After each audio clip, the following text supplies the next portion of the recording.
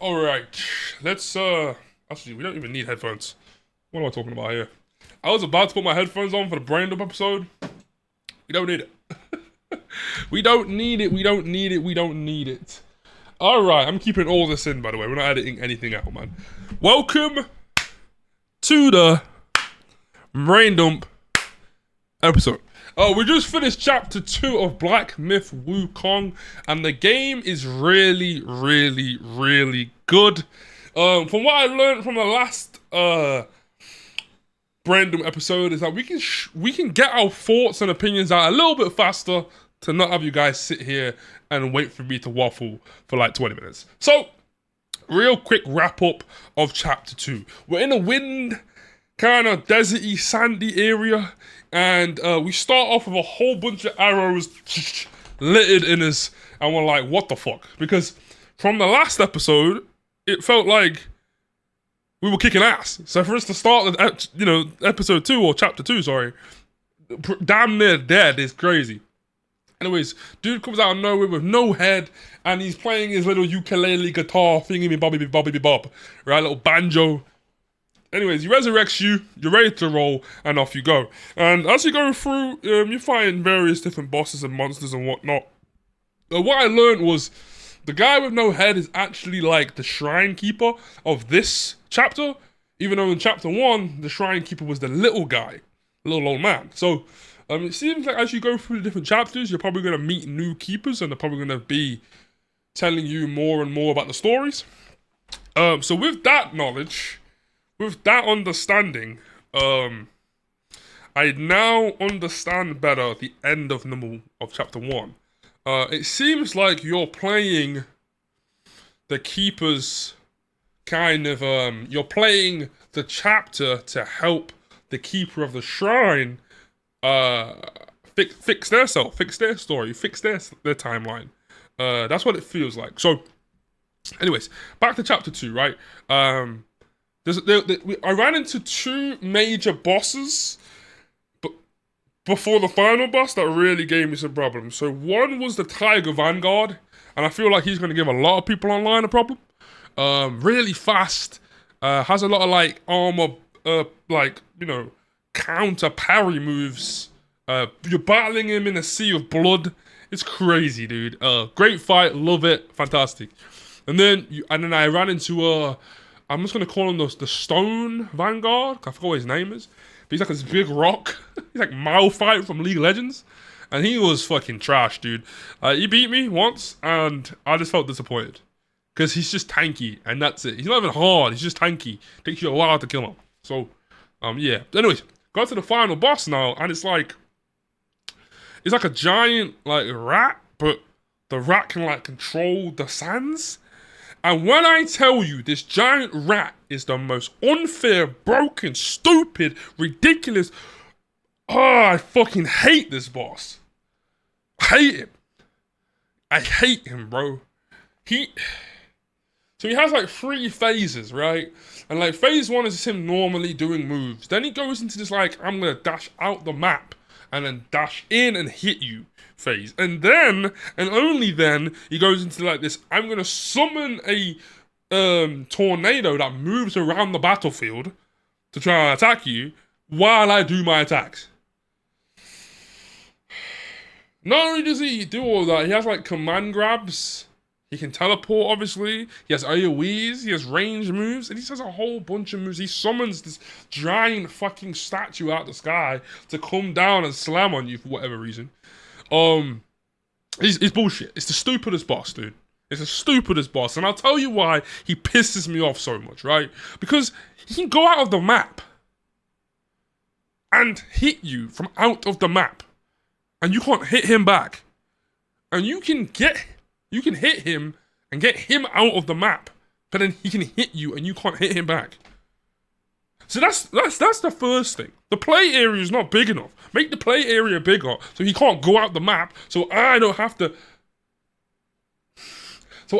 deal with the bullshit. I shouldn't have to fight him and not be able to hit him because he's out the map. But he can hit me, huh? There's an invisible wall blocking me from getting in, bro. Like, So anyways, not only does he do that, he does this thing where like there's just so much wind and sand just getting conjured up in this big fucking twister that you can't see anything. And he's doing his moves, and you can't see anything. And I'm locked onto him, and I see this little white dot, bro. This little white dot, and I'm like, okay, if the white dot moves, I'm pressing the dodge button because I can't see the move he's doing to anticipate what dodge. He could be doing a delay move. He could be doing a range move. He could be doing a fucking charge move. He could be doing a teleport move. And guess what? I might even dodge the move, right? I might even dodge the move. And then go to retaliate and counter. But he might be out the map. So I can't hit him. Huh? Make it make sense. This is the stupidest boss, bro. The dumbest. Not only can you can't see him, not only can he hit you out the map, not only does he have a barrage of moves, but the last and most annoying thing is the twister that he summons. He summons this twister that follows you around the goddamn battlefield, right? And it can knock you out of your move. You could be thrown and immobilized, and it picks you up and puts you in this command grab animation, which flips you up, makes you land and take damage. And if you think that's not annoying, he can grab you out of the middle of the animation of the tornado grabbing you and continue his combo. And there's nothing you can do. Nothing except transform.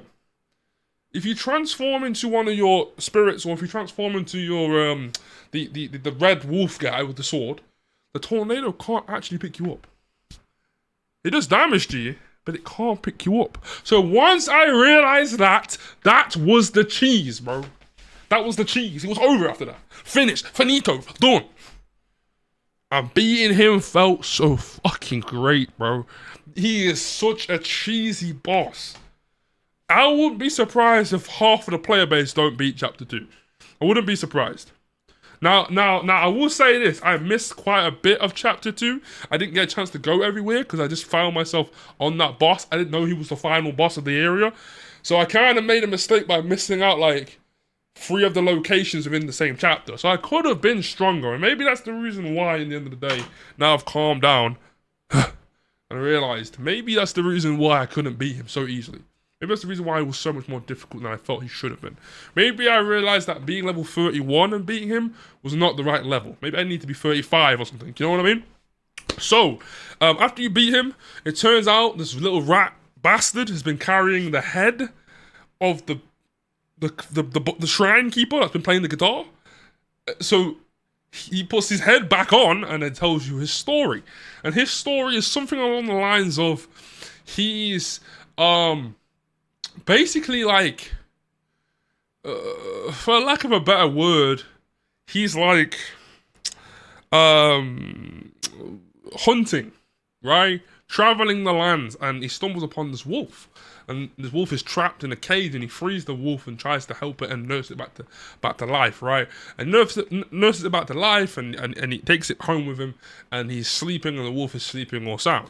And when he wakes up, the wolf is no longer a wolf; it's a woman.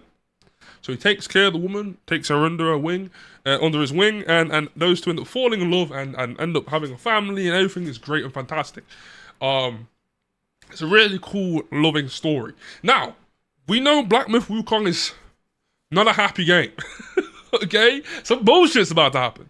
And it almost is starting to make me realize that the Destined one, or the Monkey King, is not a good person. And I'll get to that as we get to the end of the story. So, the guy rushes back home to find out that there's blood all over his house, and he goes into his house and he's realizing his housekeeper and you know the other women and children that are inside the house have been eaten and killed. And he goes over to find out his son or his daughter or whoever is being eaten by a wolf. And it turns out the wolf is the woman that turned into the wolf in the first. That was a wolf in the first place. And you're like, holy shit, she fucking set him up the whole time. And anyways, boom, he snaps out of it and he wakes up and it's a disgusting nightmare. All that thing was a nightmare. So as he rolls over, he sees the wolf on sleeping, all healed and nursed up. And then he has to make a decision. Does he keep the wolf or does he let the wolf go? And he does neither of them. This motherfucker kills the wolf, dude. Puts the wolf over his fucking over his like shoulder, like it's like a fur coat, and then carries on his fucking day, bro. Walking wherever he needs to walk to, bro. And that is the end of the chapter. Chapter 2 complete. And yeah, really strange take on the story. I'm not too sure how it links up directly to the boss in particular. But I'm gonna read some of the backstories of some of the characters to try and get a better understanding of who they are, because although the game is really good, it does a terrible job of kind of breaking down and explaining to you who these characters really are out of the realm of us fighting them. They're a bad guy. They know of the Monkey King. They are not really strong enough to beat the Monkey King. And that's all we know. And the rest of the story is done in these like little kind of flashbacky things, these little stories, but there's no narration to give you an understanding of where, what, how is going on. So it's a bit of a shame in that regard. Now, last minute of brain dumping is to kind of give you my overarching theme of this game. I talked about it a little bit at the end of the chapter episode, but you know, I wanted to go a little bit further into it in the brain dump. So, brain dump with me, please. I think Black Myth Wukong is the story of the Destined One, which is the character you're playing, being fed all these tales and stories and lore of the Monkey King. And I almost think he's being told it in a, in like a, this is the true story. This is the right way of looking at it. This is the only lens to look at it through. And I think what's going on is, as you go to these different zones and as you go to fight all these different bosses and people, they're all, you know, surprised to see that shit. The Monkey King's back. What? I thought we thought he was done. I thought he was finished. I thought he answered for his sins. And these stories that you're hearing when you defeat a chapter boss and you see the Monkey King in the story, or you hear him being referenced in the story, is because the Monkey King before, the Destined One, already had dealt and been part of all of the bosses previously. Okay, so let me make that really clear. I kind of explained that pretty badly. You've got the Monkey King, who you play in the prologue. That is the full suited up, super strong Dragon Ball Z Goku flying through, battling Erlong Shen, right? He loses his battle, not too sure why, gets a little crown over his head. I don't think we've quite learned what that is yet. The game will tell us eventually. And then you're being told and fed the story of him. And the Destined One, the monkey that you play, so that's not the Wukong. That's not Monkey King. You're playing the Destined One, the complete different monkey, is being told the story of Wukong. And you're reliving his Wukong story. You're going back through the stories. Okay? And as you go through and you learn more and fight more and deal with more and more of the Shrine Keepers, and they give you more and more information on the Monkey King, you almost embody and become him. Right? Because he's already been and dealt and dealt with all the previous guys before. All the bosses you're fighting, they've already seen him before. Some of them even reference, wow, you look just like him. Wow, the monkey is back. Ah, he's here now. Like, they've dealt with him before. So I think the Destined One's going through the story thinking, you know, we're going to become the Monkey King. We're going to relive his grand stories. And I think we're going to soon realize and soon find out that maybe the Monkey King is not as good as it seems, and actually maybe he's a bit more troublesome and tricky as it seems. At least that's the way I think it's gonna go. Again, this is a theory. Again, I know nothing about the Journey to the West or any of the other stories. This is what I think is happening, and I think what will end up happening at the end of the day, I believe the Monkey King is not actually trapped. I don't think he's actually in that rock. I think he's actually out and he's free. And I think at some point we're going to get into a battle with him. And we're going to have a Monkey King on Monkey King battle to deem a Monkey King on Destined One battle to deem who is the new true Monkey King. Does that make sense? Yeah? Maybe? No? Okay, well look, I tried, okay? We'll find out in chapter 3, 4, 5, and however many more chapters there are. So, with that being said, I'm ending the brain dump here. 15 minutes. That's pretty good, right? That's better than 20 minutes. Anyways, enjoy the rest of your day, evening, or night, depending where you're from. Much love and much respect. Thank you very much for watching the video. And I will see you when I see you. Lay. Thanks for watching. Brain dump done.